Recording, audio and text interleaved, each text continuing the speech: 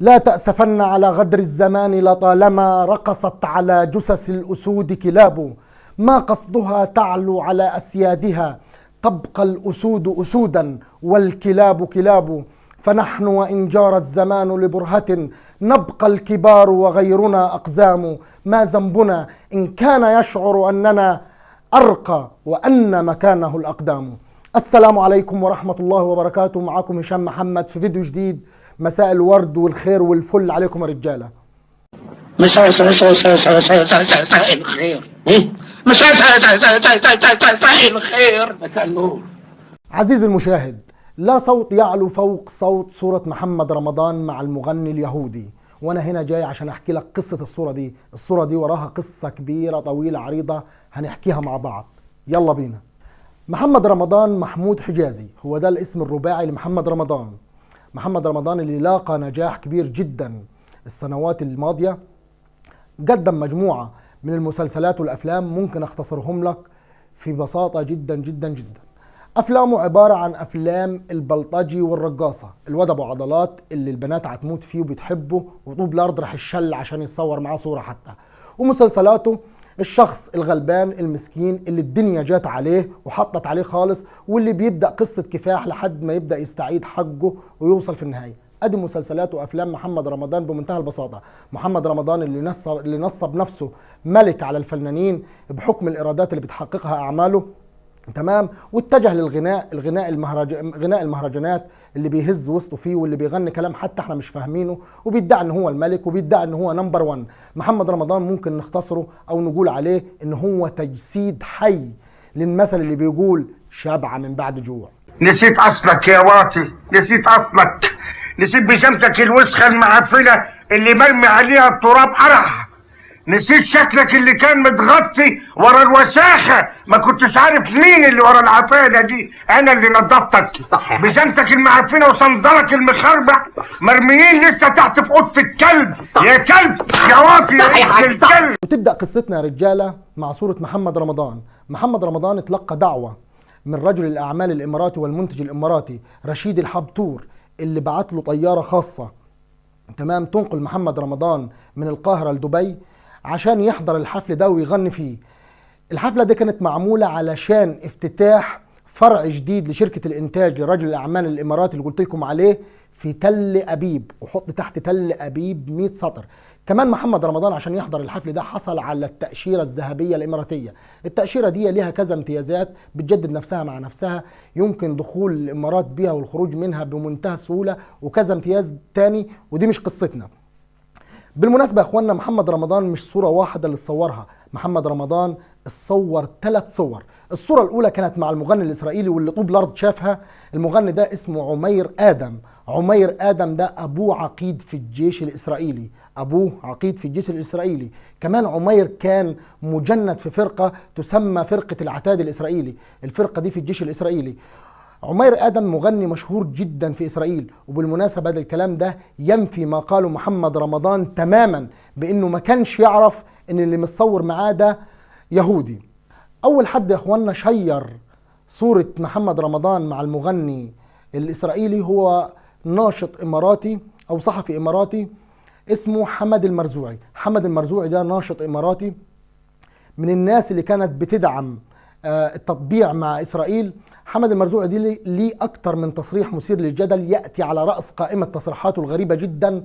تصريح في جريدة إسرائيلية قال فيه نصا كده إن النبي عليه أفضل الصلاة والسلام تعامل بشكل غير لائق مع اليهود، وطالب الملك سلمان بأنه يدفع تعويضات لليهود. تصوروا يا أخوانا إن في حد من أمة سيدنا محمد عليه أفضل الصلاة والسلام بيطالب الملك سلمان انه يدفع تعويضات لليهود.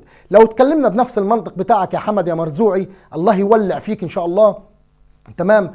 فيا ترى كم التعويضات اللي المفروض يدفعها اليهود للفلسطينيين والعرب على مر حروبنا، واللي كل اللي فعلوه في اخواتنا الفلسطينيين كام؟ من نفس منظورك ده.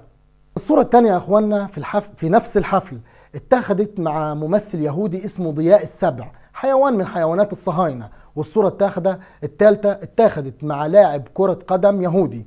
كمان محمد رمضان في الحفل ده رقص على أغنية شهيرة جدا، أغنية يهودية تمام. الاغنيه دي حتى ظهرت في بعض الافلام العربيه اللي كانت بتتعامل على الحرب بيننا ما بين اليهود، تمام، في افلام ناديه الجندي وغيرها. الانكت من ده كله ان نقيب الممثلين المصري اشرف زكي، الممثل المغمور اللي محدش شاف لابوه اي عمل، اللي اسمه اشرف زكي، واللي معروف طبعا بمساندته القويه لمحمد رمضان وبتطبيله، طلع اول تصريح قال اكيد محمد رمضان ما كانش يعرف ان اللي بيتصور معاه ده يهودي. تاني تصريح قاله لازم محمد رمضان يطلع بيان يقول فيه اللي حصل ويحكي لنا تفاصيل قصه الصوره دي. لك ان تعرف ان اشرف زكي هو اللي قام بدور الصلح بين محمد رمضان وهاني شاكر، عشان هاني شاكر كان رافض يدي تصريح الغناء لمحمد رمضان. يا ترى ليه اشرف زكي بيساند محمد رمضان المسانده القويه دي؟ اقول لك انا ليه. اولا لاني اشرف زكي بيستفيد من محمد رمضان، بيدي ادوار لمراته روجينا اللي ظهرت تقريبا في غالبيه اعمال محمد رمضان وخصوصا المسلسلات. ثانيا اشرف زكي بيستفيد جدا من قوه محمد رمضان كشهره وكسلطه عشان يساندوا في انتخابات النقابه او ما شابه، وفي امتيازات تاني كتير احنا ما نعرفهاش. السؤال هنا، هل محمد رمضان اخطأ باللي عمله ده، او هل محمد رمضان كان عارف اللي بيحصل ده؟ طبعا محمد رمضان كان عارف انه بيتصور مع يهودي، واي كلام يقوله غير كده كذاب، واحنا بنقول له انت كذاب، ما حصلش الكلام ده كله. ثانيا محمد رمضان مش اول واحد يقع في فخ التصور مع يهود او مع ممثلي افلام اباحيه.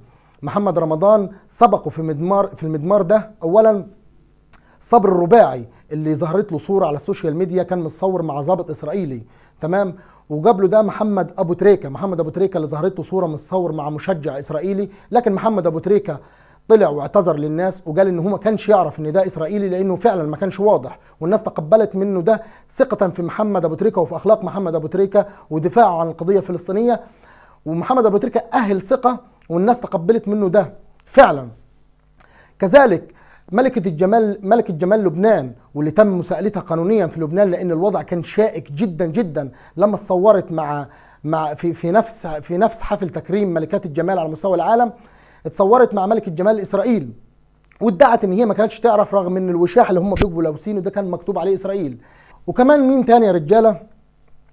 رانيا يوسف وبشرى، واللي تم نشر صور ليهم على السوشيال ميديا وهم متصورين مع ممثلي افلام اباحيه يهود، ولما تم مواجهتهم بالصور دي انكروا وقالوا ان احنا ما كناش نعرف ان دول ممثلين افلام اباحيه. اللي عايز اقوله في المختصر، تمام، ان ده مش اول حاله ولا اخر حاله. كذلك الامر لازم تكون عارف ان محمد رمضان على قوه الجيش المصري. وهنا في سؤال بيفرض نفسه، مين اللي ادى تصريح السفر لمحمد رمضان؟ وهل اي حد في مصر لمجرد انه نجم او معروف ممكن يتخطى القانون؟ ازاي مصلحه الجوازات تدي تصريح سفر لمحمد رمضان اللي هو منقول على قوة الاحتياط في الجيش المصري، وده بالمناسبة يخالف القانون. كمان يا ترى ايه هيكون موقف جيشنا العظيم المبجل من محمد رمضان اللي تصور اكتر من صورة مقصودة؟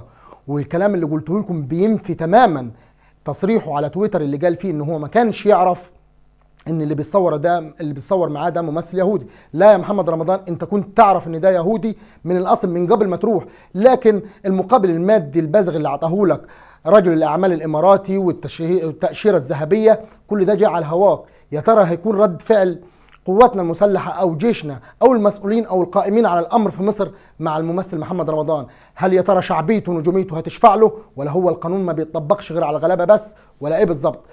بالمناسبة يا اخواننا في جزء تاني للحلقة دي اهم، هتعرف فيه تفاصيل كتيرة جدا عن علاقة محمد رمضان بالكيان الصهيوني، وهتعرف منظور اوسع للقصة دي وقصة حياة تاني كتير فيها تفاصيل كتير باذن الله. انتظرونا باذن الله ان شاء الله. الجزء اللي بقول لكم عليه ده ان شاء الله باذن الله هينزل بكرة.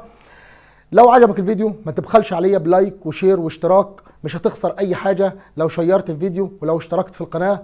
اقول قولي هذا واستغفر الله لي ولكم، والسلام عليكم ورحمة الله وبركاته.